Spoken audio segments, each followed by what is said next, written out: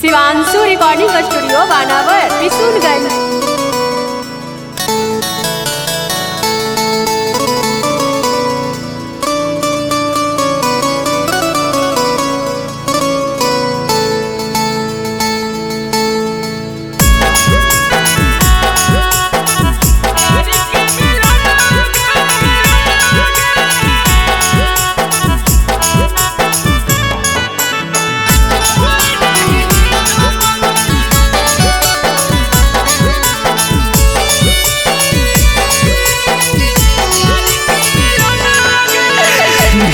दुश्मना लगे जान दुनिया जहाना लगे भेलो दुश्मना लगे जान दुनिया जहाना लगे कोई नहीं देखो पगली प्यार के मिलना लगे कोई नहीं देखो पगली प्यार के मिलना लगे तोर खाना गाना वाले तो हमारो पराना लगे तोर खाना गाना वाले पराना लगे कोई नहीं देखो पगली प्यार के मिलना लगे कोई नहीं देखो पगली प्यार के मिलना लगे।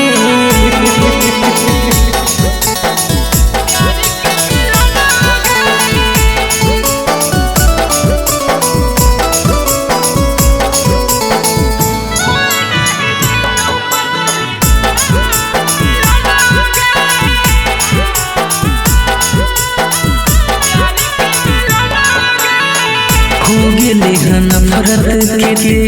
दुनिया जमाना के जिंदे जलाई दे है आशिक परमाना के हो गेले नफरत के दुनिया जमाना के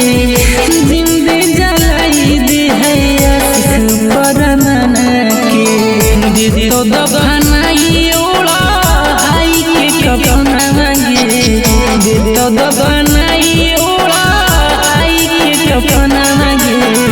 कोई नहीं देखो पगली प्यार के मिलना लगे कोई नहीं देखो पगली प्यार के मिलना लगे।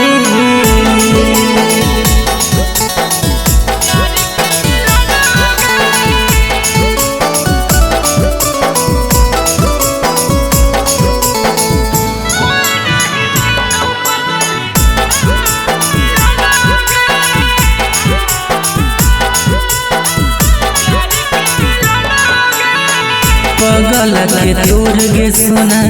हो तो बुरा हाल गे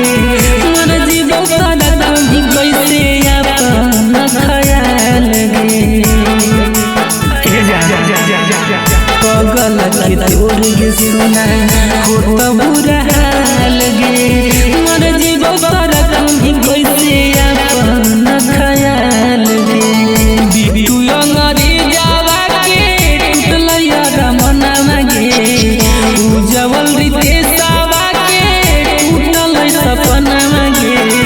कोई नहीं देखो पगली प्यार के मिलना लगे